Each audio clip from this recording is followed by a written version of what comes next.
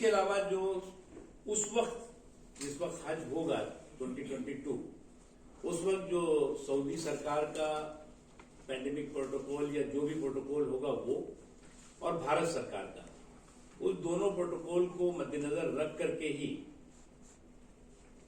जो एप्लीकेशंस हैं उनका प्रोसेस होगा।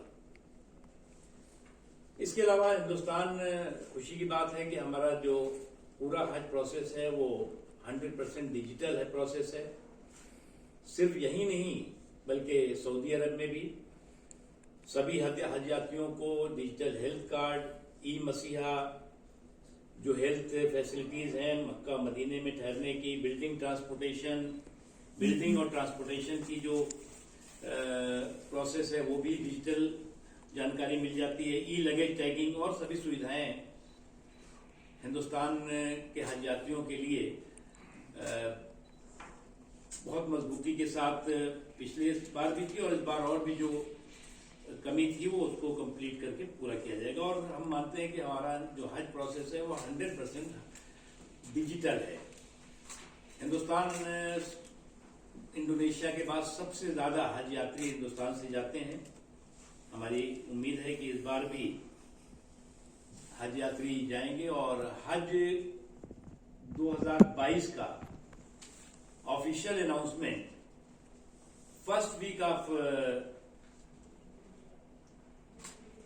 नवंबर में कर दिया जाएगा और उसी अनाउंसमेंट के साथ ही ऑनलाइन एप्लीकेशंस लेने की भी प्रक्रिया शुरू होगी।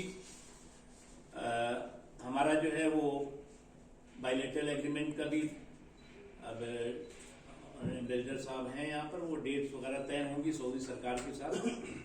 लेकिन हमने फिर भी पूरी तैयारियां की हैं और क्योंकि पैंडेमिक है और इस हालात में 21 एम्बार्केशन पॉइंट से तो नहीं, लेकिन हाँ 10 एम्बार्केशन पॉइंट से हज यात्रियों को जाने की व्यवस्था इस बार रहेगी। उसके अलावा डिटेल किन एम्बार्केशन पॉइंट से किन किन स्टेट और किन किन जगहों के लोग जा सकते हैं वो हज अनाउंसमेंट के साथ उसकी जानकारी आपको मिलेगी। इस बार जो है वो क्योंकि इस पैंडेमिक पीरियड में बहुत बड़ा बदलाव पूरे दुनिया में आया है, तो उसको ध्यान में रख करके कई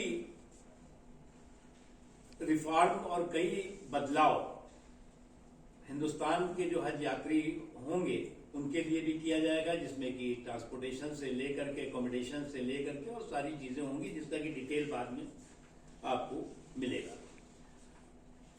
2020 और 2021 में बिना महरम हज यात्रा पर जो महिलाओं को जाने की व्यवस्था प्रधानमंत्री नरेंद्र मोदी साहब ने की थी, उसमें जो है वो क्योंकि 2020 और 2021 में हज नहीं हुआ, इसलिए अप्रोक्सीमेट 3000 महिलाओं ने बिना महरम हज यात्रा के लिए अप्लाई किया था। उनकी एप्लीकेशन जो 2020 की और 21 की है वो एलिजिबल होंगी 2022 में भी जाने के लिए उसी एप्लीकेशन पे।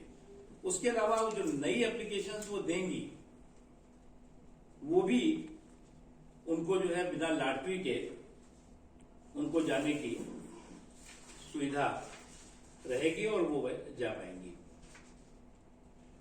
आज की मीटिंग में हज 2022 में जो अप्रॉक्सीमेट कोटा है उसके बारे में डिस्कस हुआ, हज ईयर चार्टर्ड के बारे में डिस्कस हुआ, कोरोना प्रोटोकॉल और वैक्सीनेशन के बारे में, मेडिकल फैसिलिटीज के बारे में।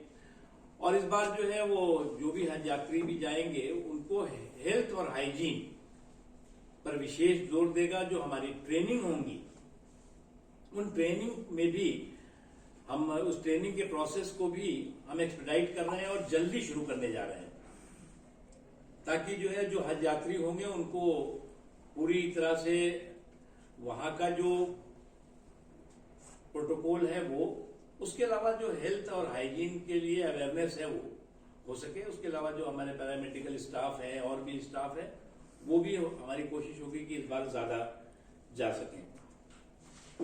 आज की मीटिंग में मुख्य रूप से यही रहा। उसके बाद हज